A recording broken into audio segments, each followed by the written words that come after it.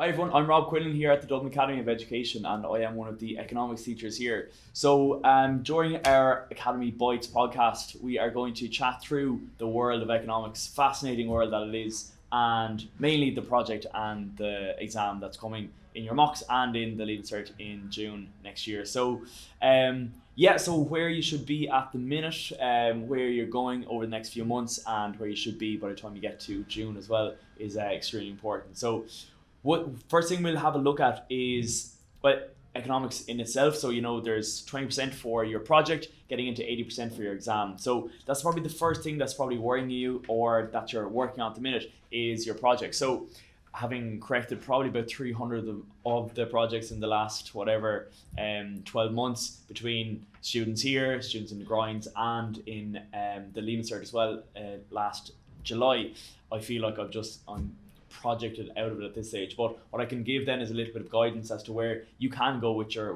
project at this stage. So main thing is what I found was that first thing when I picked up a project was I knew the student was interested in what they were doing. And that came through in how they kind of interpreted data, how they found data, and how they worked it into their conclusions then at the end.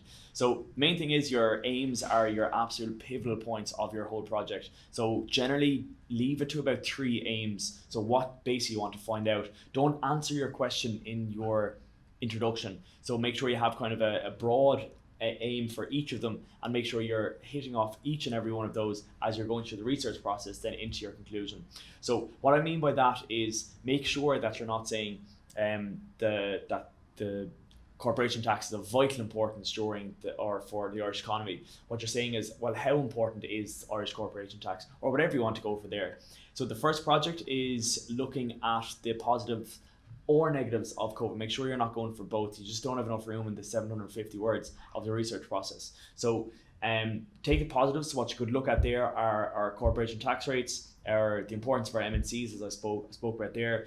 I suppose the resilience of the economy. So our export sector actually had a surplus last year when the majority of countries across the world had massive deficits. So how resilient our economy is in the face of the black swan, as it was called in the project, in the theme, and how unprecedented it was. Obviously, downturn in the economy, like 4 easy categories to get into there were in the hospitality sector, tourism, construction, and definitely the aviation. So that's definitely negative aspects of COVID that had a massive impact on the Irish economy. So that's 4 things you could easily get into there as probably one of the easiest topics you could talk about as well in terms of the vast amount of resources that you could use.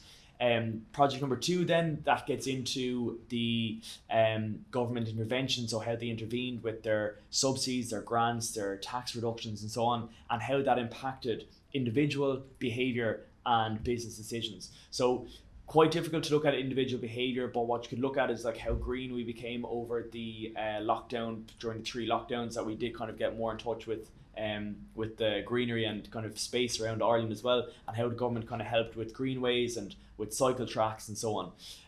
In terms of the second part then is business decisions. So how did the government intervention, how did that intervene, or how did that help businesses make decisions during the time of COVID, and what impact did it have? And that's the main thing on that one, is the impact it had on business decisions. So you could take a business close to you, you could take one of the multinationals and see, well, with the government's help, how did that have an impact overall on the economy and on their decisions. And then topic number 3 then looks at a really interesting area of technology. So how technology impacted the economy in terms of and during COVID. So really nice one there to get into is kind of how we've got into a cashless society. Again, became a lot more reliant on credit cards, bank cards, Revolut cards and so on.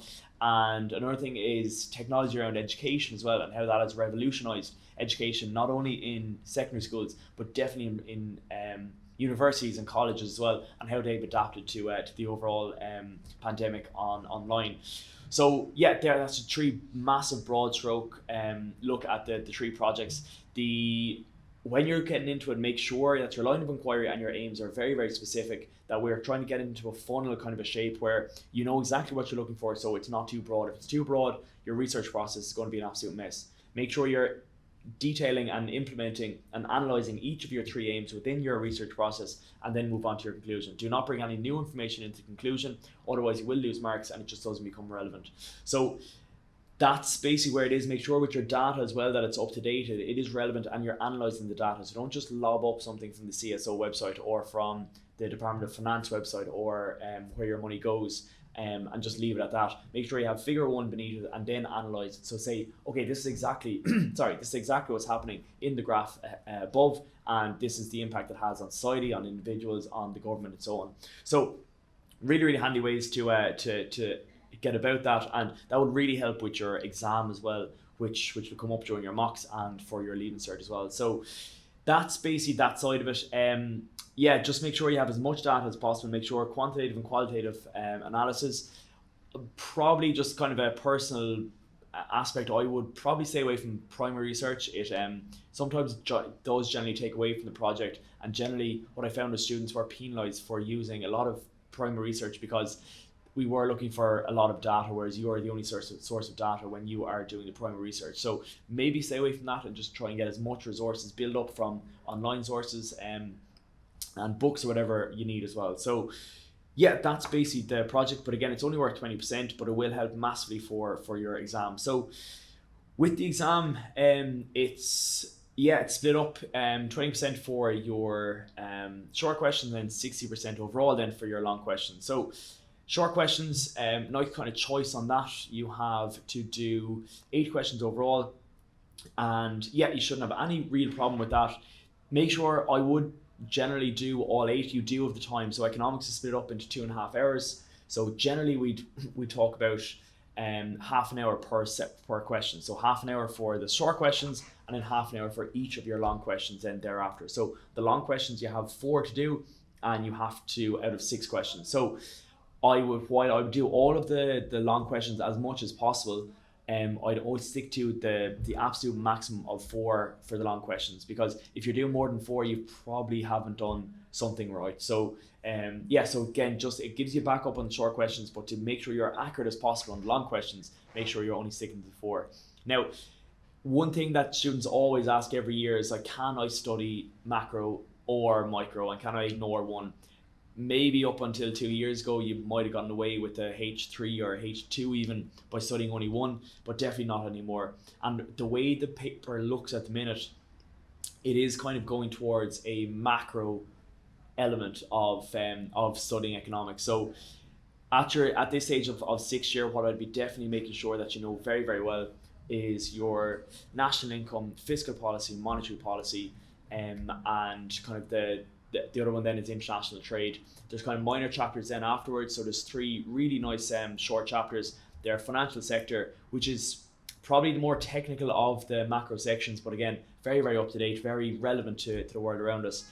Globalization is the second last one, and the last one then is economic growth and development. So those 3 short chapters should kind of wrap up your macro section. But again, main thing with that is just make sure you're doing as many short questions or many past paper questions as possible. There's only so many questions we can ask on the paper. So the more you get through the past paper questions, mock paper questions that came up, so make sure you ask your teacher if they have resources or if they have access to any of the mock questions. That will really, really help as well. Something we have always ready to go here in the Academy during our grinds is that we have them fully prepared for whatever question or eventuality that comes up on it.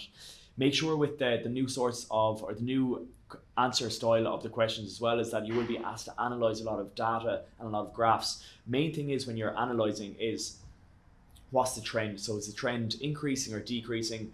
Is it improving or disimproving? Is it in terms of percentage wise going up or down?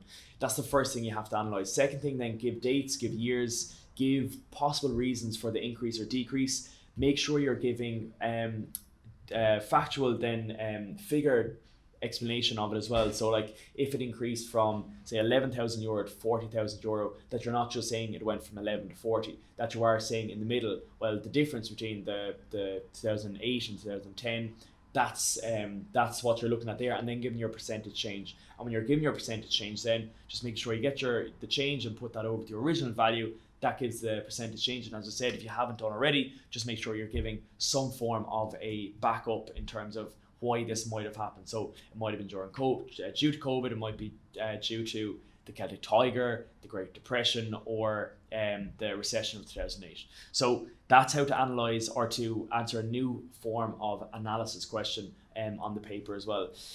When you're getting into it, just make sure that when you're sitting down for the exam, it's not like the likes of English or history or business where you are under severe time pressure. Like economics is not like that, where you do have about 3 or 4 minutes at the very start just to sit back, relax, flick through the paper, just highlight questions that you like, put a line to your questions that you really don't like or not prepared for. So at least you know then as you're going through the paper, you're like, oh no, that's actually great because I have a national income question, or I have a international trade question that I'm going to answer later. This overlaps nicely. I'll be able to kind of retrain my mind or retrain myself into what's needed for that. So yeah, just sit back, relax, have a flick through it. Like you're going to know much more than you actually think. So the first thing is not to panic, obviously.